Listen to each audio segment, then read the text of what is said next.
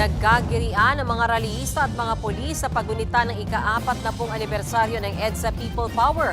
May mga estudyante ring nabagsakan ng LED monitor sa hiwalay na programa sa Naga City. Nasa frontline ng balita yan si Ian Suyu. Bumungad sa mga militanteng grupo ang hilera ng mga pulis sa kanto ng Rochester at EDSA. Papunta sana silang EDSA Shrine. Ngayon matawag yung ground commander natin ay mismo gusto makipag-usap. Maya-maya, umabante ang ilang rallyista. Dito na nagkainitan. May natumbang pulis. Ilang saglit pa, nagkatulakan na.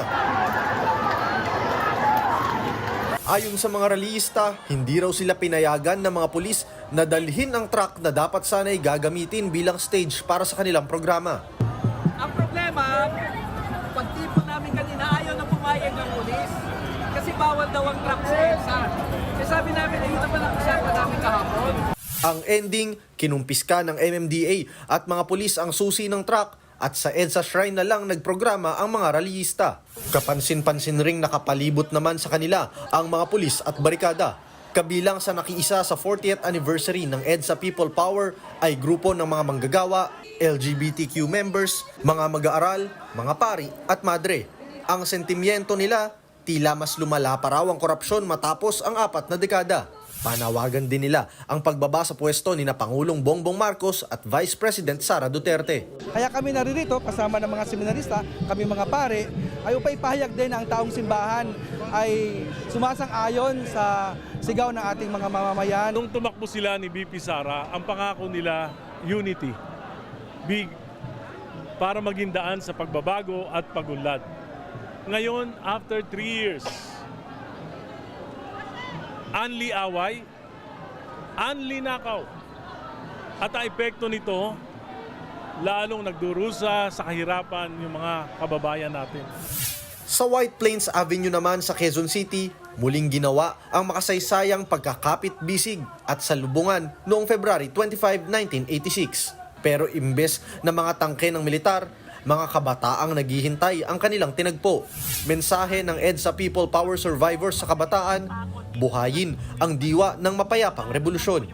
Sana po'y mabuhay muli yung diwa ng People Power kung saan inangkin ng taong bayan ang kapangyarihan dito sa ating bansa. Inangkin natin ang responsibilidad na maging parte sa solusyon sa ating bayan dahil yun po ang kailangan natin gawin sa isang demokrasya.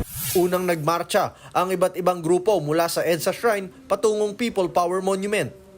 Sa drone video ng News 5, makikitang sinakop ng mga rallyista ang isang lane sa bahagi ng EDSA northbound, kaya bahagyaring nagbagal ang daloy ng trapiko. Makalipas ang maikling programa, agad ginawang off-limits sa mga rallyista ang People Power Monument. Nagsagawa rin ng paggunita sa EDSA People Power sa Naga City. Pinangunahan nga ito ni dating Vice President at ngayoy Naga City Mayor Leni Robredo. Habang sa isang Catholic school sa Naga, isang babaeng estudyante ang nabagsakan ng panel ng LED monitor sa gitna ng EDSA Day program. Agad siyang isinugod sa ospital dahil sa sugat sa ulo. Inaalam pa kung bakit bumagsak ang LED monitor. Walang mensahe para sa selebrasyon ngayong araw si Pangulong Bongbong Marcos. Hindi rin direktang sinagot ng palasyo kung bakit. Pero giit nito, bahagi na ng kasaysayan ang nangyari sa EDSA at hindi na ito mabubura. Hindi mabubura kung anong naganap noon, ang katapangan ng mga Pilipino, ang pagtanggap sa pangyayari, hindi po yan mabubura sa history.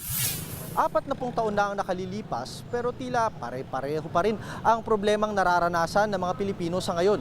Kaya't ang tanong, ilang People Power anniversaries pa ba ang kailangang idaos bago tuluyang may mapanagot at makamtan ng mga Pilipino ang inaasam nilang hustisya? Nagbabalita mula sa Frontline, Ian Suyu, News 5.